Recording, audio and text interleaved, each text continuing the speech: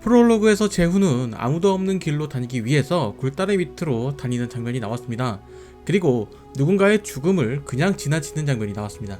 이것이 12화의 힌트였을까요? 이번 12화에서는 강덕수가 발견된 이곳 굴다리 밑이 상당히 중요한 장소로 등장했습니다. 정발음이 강덕수를 내리친 뒤에 시신을 굴다리 밑으로 옮기는 작업이 있었는데 정발음은 강덕수의 시신을 왜 굳이 굴다리 밑에 가져다 놓았을까요? 그리고 이것이 12화의 힌트가 되는 것일까요? 강덕수의 사건을 이야기하기 전에 이모에 대한 이야기를 먼저 해보도록 하겠습니다. 아침이 되어서야 훈석이를 찾으러 온 이모, 이 점이 상당히 수상합니다. 분명 바람이는 냉장고에 메모를 붙여놓고 왔거든요. 혹시 메모가 없다고 하더라도 혹시나 하는 마음에 바람이에게 먼저 전화를 했을 겁니다. 그런데 이모에게는 그런 과정이 없었습니다. 그렇기에 더더욱 의심스러운 상황이죠. 그래서 훈석이는 이모의 아들이 아니라는 의심입니다. 제가 생각하는 이모는 훈석이네 집에서 일을 도와주는 아주머니로 보이는데 만약 이것이 사실이라면 제주 할머니 댁에 갔다 온 훈석이의 엄마가 냉장고에 붙은 메모를 보고 놀랐을 것입니다. 조카가 있다면 그에게 전화를 했을 것이고 없다면 더더욱 놀랐을 것이죠. 그렇기에 메모가 가짜라고 생각을 하고 이리저리 찾아다녔을 겁니다. 뒤늦게 훈석이가 없어진 사실을 알게 된 바름의 이모는 이 메모의 존재를 모른 채 훈석이를 찾아다녔을 것이죠. 그러다가 냉장고에 바름이 써놓은 메모가 있다는 것을 발견하게 되고 훈석이의 엄마 몰래 바름의 집으로 향한 것으로 보입니다. 그렇기에 이모가 훈석이에게 이야기한 엄마가 얼마나 찾았는지 알아? 라는 자신이 아니라 훈석이의 진짜 엄마가 훈석이를 찾았다 라는 의미로도 해석이 가능한 것이죠. 자, 그렇다면 이모는 왜 바름이에게 자신의 정체를 숨기고 있는 것일까요? 데니엘 박사가 숨어놓은 밀정 같은 그런 것일까요? 강덕수 사건의 이야기로 돌아오겠습니다. 정바름이 강덕수를 죽이는 과정에서 과거 프레데터의 범행과 일치되는 점이 발견되었습니다. 그렇기에 고무치도 그 부분에 초점을 맞추고 수사를 하게 됩니다. 이 사건은 그냥 사건이 아니라 사이코패스의 사건이라는 것이죠. 하지만 사건은 봉이가 용의자로 지목이 됩니다. 고무치는 봉이를 보호하기 위해서 증거를 조작하려고 합니다. 봉이가 진짜 범인이라고 하더라도 고무치는 그녀를 보호해주려고 하는 것이죠. 이 과정에서 강덕수 살인 사건이 생각보다 복잡하게 얽혀있다는 생각이 듭니다. 각자의 입장에서 이 사건을 바라보도록 하겠습니다. 먼저 바름의 입장입니다. 훈석이 아닌 고양이를 죽인 이후에 TV에서 보도된 강덕수 모친의 사망 소식을 듣게 되고 바름은 사건의 전말을 떠올리게 됩니다. 그와 동시에 직감적으로 봉이가 위험하다는 것을 떠올리죠. 바로 봉이에게 달려간 바름은 굴다리 위에서 봉이의 흔적을 발견하게 되고 준비를 마친 뒤에 그녀를 찾게 되는데 봉이는 이미 쓰러진 상태였습니다. 바름은 덕수를 발견하고 그의 머리를 내리쳐서 강덕수를 죽이게 됩니다. 그 과정에서 현장에 있던 유나를 보호하려는 듯한 모습 뒤에 강덕수를 굴다리 밑에 두고 현장에 나왔습니다. 그런데 바름이 굴다리 밑에 강덕수를 두고 나왔는데 강덕수는 그때까지는 살아 있었습니다. 이후 바름이 목에 상처를 내기 위해서 돌아갔을 때는 죽어있는 상태였죠. 봉이의 시선으로 살펴보겠습니다. 유나를 구하기 위해서 강덕수를 덮쳤지만 봉이는 정신을 잃게 되고 깨어난 봉이는 유나와 강덕수를 찾습니다. 자신이 준비했던 칼을 들고 그를 죽이기 위해서 찾아갔지만 강덕수는 이미 누군가에 의해서 어느 정도 정리가 된 상황이었습니다. 그 현장에서 발견된 국권 1000원, 그것 때문에 봉이는 무치가 한 행동이라고 생각을 하는 것이죠.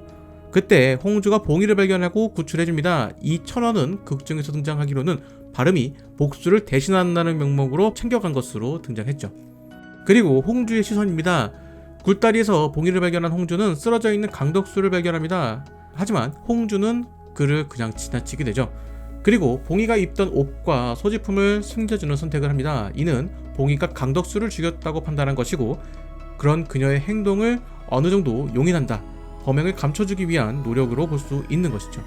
이렇게 보면 굴다리 밑에서 죽음을 앞두고 있던 강덕수를 봤으면서도 두 명이나 그냥 지나쳤습니다.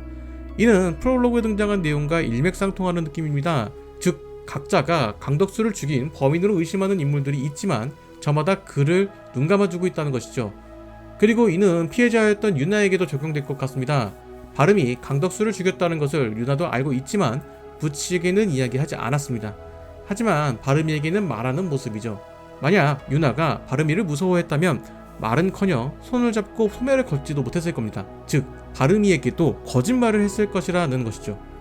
유나는 바름이 나쁜 사람을 혼내준 그런 인물로 생각하고 보호하려는 것이라고 생각합니다. 이로써 12화는 누군가의 죽음을 받아들이는 사람들의 태도를 이야기한다고 볼 수 있습니다.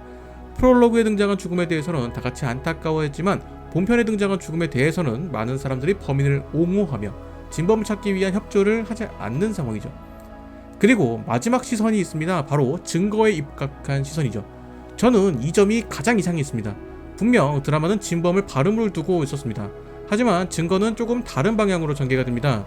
이전 11화에 등장한 내용은 발음이 강덕수의 얼굴을 내리친 이후에 쇠사슬로 강덕수의 목을 걸고 끌고 가는 장면이 등장했습니다. 그런데 고무치가 발견한 증거로 본 사건은 강덕수가 다리 밑에서 목이 졸렸다는 이야기가 등장합니다. 그래서 저는 이것이 고무치가 봉이가 용의선상에서 벗어날 수 있도록 꾸며놓은 일이라고 생각을 했는데, 이전에 최초로 등장한 사건 현장에서도 이 자국을 발견할 수 있었습니다. 그렇기에 이는 발음의 기억과는 상충되는 부분이라 볼 수 있는 것이죠. 거기에 고무치에게 수상한 점이 하나 있습니다. 바로 봉이가 준 국권 1000원이 없어졌음에도 모르고 있다는 것입니다. 고무치는 분명 이것을 증거보관실 모니터 앞에 둡니다. 그렇기에 모를 수가 없을 것이라고 생각을 합니다. 그런데 고무치가 이것을 모른다는 것은 고무치가 직접 없앴다고 볼 수 있는 정황이 되는 것이죠. 즉 고무치도 강덕수의 죽음에 어느 정도 관여가 되어 있는 것이 아닐까 하는 상상을 조금 해보게 됩니다. 결국 등장하는 인물 대부분이 강덕수의 죽음과 관련되어 있어 각자의 증거가 다른 방향으로 향하는 그런 이야기가 되는 것이 아닐까 하는 생각이 듭니다.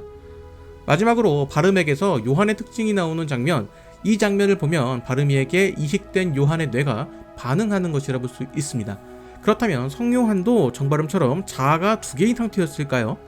이 부분은 단순히 바름의 머리에 요한의 뇌가 있다는 것을 홍주가 의심하게 되는 것, 그 이상의 의미가 있지 않을까 라는 생각이 듭니다. 13화 예고편에 대한 이야기로 이어가도록 하겠습니다. 데니엘 박사는 바름의 머리에서 성요한의 뇌와 바름의 뇌가 싸우고 있다는 이야기를 합니다. 그리고 선한 본능이 프레데터의 본능을 누르고 있다 라는 이야기를 하죠. 이는 다양한 의심을 하게 만드는 그런 대사가 아닐까 생각합니다. 그리고 새로운 사건이 등장합니다. 바로 수성 연쇄살인 사건인데, 미제 사건으로 보이는 이 사건을 바름이 해결하게 되는 구도가 등장할 여지가 있겠다는 생각이 듭니다. 그리고 봉이와 바름이의 관계가 더더욱 좋아지는 것과 동시에 바름은 또 다른 살인을 계획하는 것 같습니다. 마지막으로는 데니엘 박사가 파란색 칫솔이 다음 타겟이라는 이야기를 합니다. 이는 11화에서 바름이 칫솔을 모으는 과정을 살펴보면 고무치의 책상 아래에 떨어진 파란색 칫솔이 등장합니다. 그렇기에 정바름은 고무치가 프레데터라는 의심을 하는 것으로 보이죠. 물론 이것이 정말 고무치의 칫솔인지 아니면 어떤 증거물 박스에서 떨어진 것인지는 알 수 없는 노릇이죠. 11화를 조금 더 살펴보면 각 책상에 배치된 칫솔들이 조금이나마 등장을 하는데, 이 칫솔들은 바름이가 수거를 한 뒤에 남아있는 칫솔이라서 큰 연관이 없을 수도 있는 상황입니다.